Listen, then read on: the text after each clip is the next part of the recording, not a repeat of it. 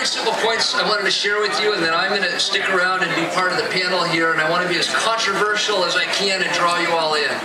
First, I feel uniquely able to speak about this as someone who kind of got their start at CDC and is the vice chair of the Palo Alto Democratic Club in 1979, a stepping stone to greatness here.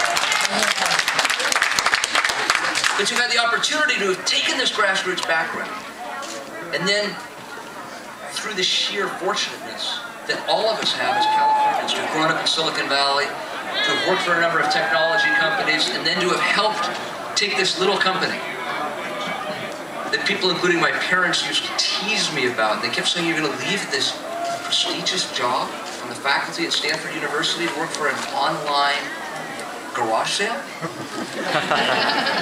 How crazy are you? But eBay turned out all right.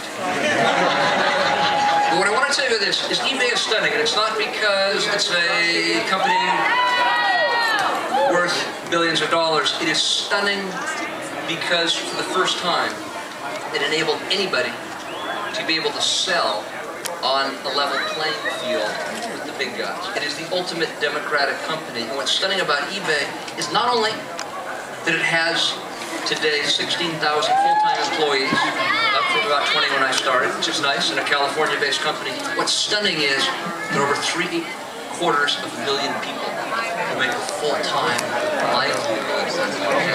That is a California success story. So what I want to draw together is this notion that we need to take grassroots, democratic values, and use the power of the internet. And I just want to draw a quick history here. Howard Dean took us from the dark ages to show that we could use the internet to win elections, use it in new ways, but ultimately, as stunning as what Howard Dean did, it was essentially one-way communications. It was using the internet in an extraordinary way to mobilize people to get out to vote. It was great, a step toward democratization, something all of us should support. But what Obama did was truly a whole generation beyond, which is to provide pure empowerment, not from the top down, but to enable the grassroots to organize themselves. And what I want to say to you is what he did is the next generation. The lists, and I was just talking to the media about this outside, that the Democratic National Committee, my friend Governor Kane, and the Obama administration are going to enable his president, our president, to do some historic things, because when they get stuck in the partisan gridlock in Congress, he now has a secret weapon that no president has ever had, which is the ability to communicate directly to tens of millions of American people. The last thing I want to say is it's not just about continuing what Obama has started, and it's you yourselves becoming part of it. It's that we are always spotting the next big thing in California. And there's one person I wanted to recognize, which was Owen Bird, who may not be here, who started a firm called Scipio, which is the next generation of sort of providing online database access tools so that you can do organizing on the grassroots level. So as Mayor Newsom said, we not only need to be out front on solving issues of the digital divide, providing broadband access to everybody, but more than anything, we need to own the next generation of technology to make sure we elect Democrats to have a more progressive nation. My friends, I'm proud to be here because you are on the cutting edge. And I will just come out and say this, to end on a controversial note. The last 25 years of my life, it's always been, what about the Labor Caucus and the Women's Caucus and all these great caucuses? Every caucus is going to be saying, how soon can we get someone from this caucus in to help us out? Because you are the future of democracy in this country. God bless you.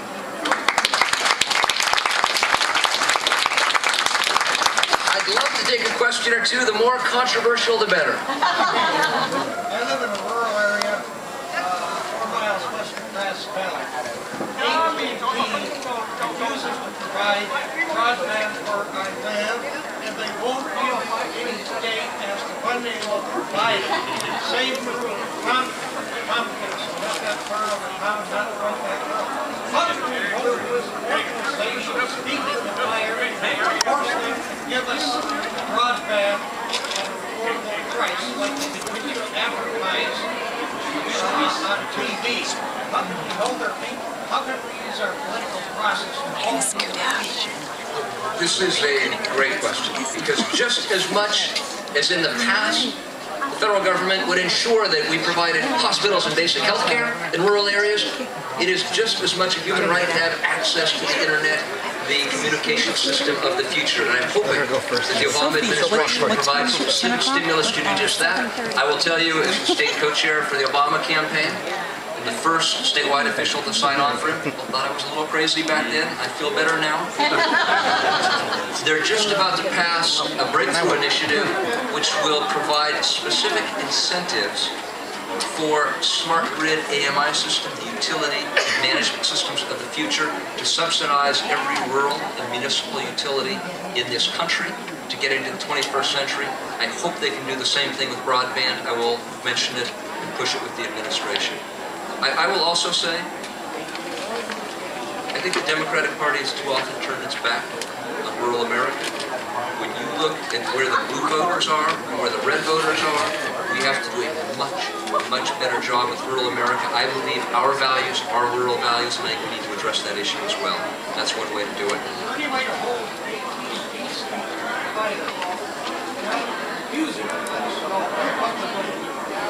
Realistically, it's hard for the government to make AT&T do that, but what they can surely do is provide incentives for them to provide the same services in the rural areas they provide everywhere else. I will just tell you, I've been on this issue for 20 years. I actually worked for the first internet company to ever go public. It was called Netcom. And back then you said, hey, we need broadband access. No one got it. Now people get it, largely because Democratic legislators in Congress make it an issue. It's a fundamental right, and I will tell you the issue of the next 50 years is whether the U.S. will be competitive economically. Countries like Korea, Japan, and now even China are leapfrogging ahead because they're investing in basic infrastructure. We need to do the same thing. We led the world 30 years ago. We've fallen behind because we haven't had progressive investment in the future. I think Obama will change that. Let me do one or two other questions. Yes? I would love you to be governor, and so what's your Love you. Great. Yeah, because I supported you last time. So Thank you. What do you see down the road where you want to go? Where are you going to go? So I will run for statewide office again.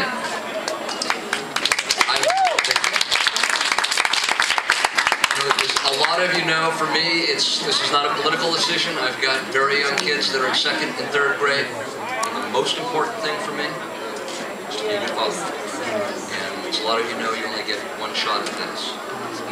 I will tell you, there are some very formidable Republican candidates. I know them better than most anybody because they both come from Silicon Valley.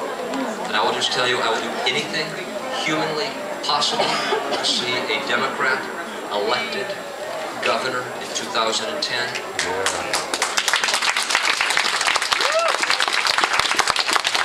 So expect to see me playing a very active role to make sure a Democrat wins, and I will be back on the playing field shortly after that. Yes. So, thank you for asking that question. One more thing. Yeah, by the way, this is one of our up-and-coming elected leaders in the state of California, someone who understands technology issues, the newest and youngest SMUD utility board member, Nancy Boyd.